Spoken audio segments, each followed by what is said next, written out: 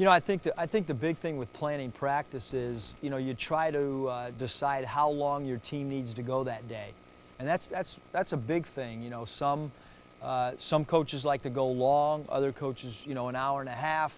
I think the biggest thing is to maximize your time on the floor, especially in pro ball, because there's so many games. They're coming at you, day after day after day, and you really have to have a feel for how long you want to go, what's the attention span of your team. As the season progresses, the attention span can vary depending on how many off days you have that week or how many games you play that week. So that's one thing that I think experience can kind of help you.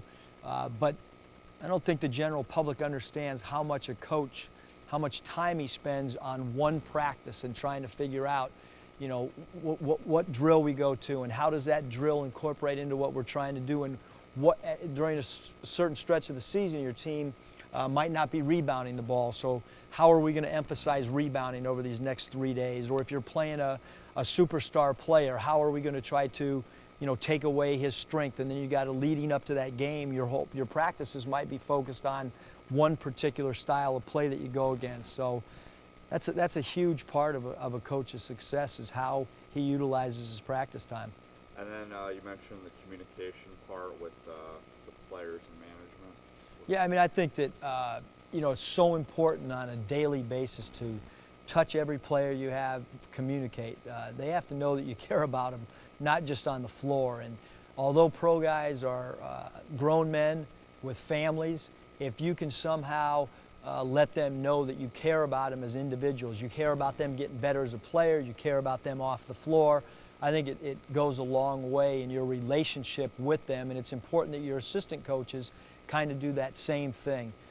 So that's another, in my mind, if you lack communication with guys, it's easy to talk to the players that are playing a lot and scoring a lot of points. It's the guys at the end of the bench that might not be happy with their roles. Those are the guys that you got to keep wrapping your arm around and trying to figure out how to keep them in the fold. And what about management?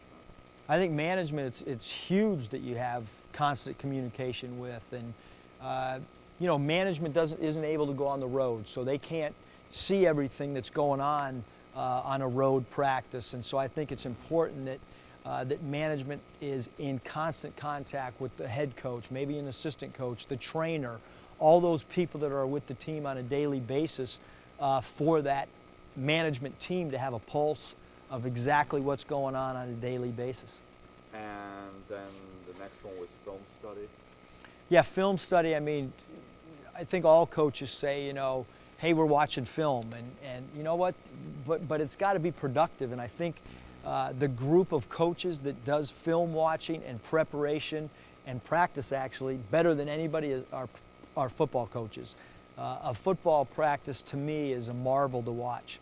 It's like clockwork. They go from one station or drill to the next. Everything's timed. A whistle blows and guys are sprinting to the next area. And it's the same thing, having been in a part of NFL film study. When I got let go by Golden State, Michael Lombardi, who was with the Raiders, invited me in. I watched some practices with him. He invited me another day. I came, and he had an office set up for me right in the Raiders facility next to his office. And he said, hey, this is empty. Come on in here. You can watch your basketball tapes in here. You can use our phone. You can use the fax, the copy machine. But a coach needs a place to go to every day. You can't get work done in your home. And to be around an NFL environment was, to me, drastically different than an NBA because of the preparation. The amount of work coaching staffs put in the NFL is incredible. And meeting with the assistant coaches. I think that, especially at the NBA level, college, smaller staff, D-League, very small staff, NBA, large staff. And when you have a larger staff, you've got to make sure that everybody's message is the same. So to me, those staff meetings that you have with your assistant coaches have to be so thorough, because players are going to ask the assistant on the sideline, hey, what about this? Especially, the young rookies. They kind of find an assistant coach that they're comfortable with, and that's the guy they're always trying to get the message from. And so you got to make sure that every guy on the staff is preaching the same terminology, preaching the same theme, and that's why you can never meet enough as far as head coach and his assistants. And then lastly, you just look into this season. What's your overall outlook in terms of just the personnel that you're working with and your overall expectations? You know, we're going to know a lot more on who we have after this draft. You know, we have a draft next Thursday, November 3rd, and it's an 8-round draft. And you know, when Glenn and I get done trying to figure out who those guys are, and then all the returning players are signed from the Utah. And then we got to start figuring out our style of play and you know, exactly what fits best with this group of guys. Is there a particular need with this draft? Yes, we need guards.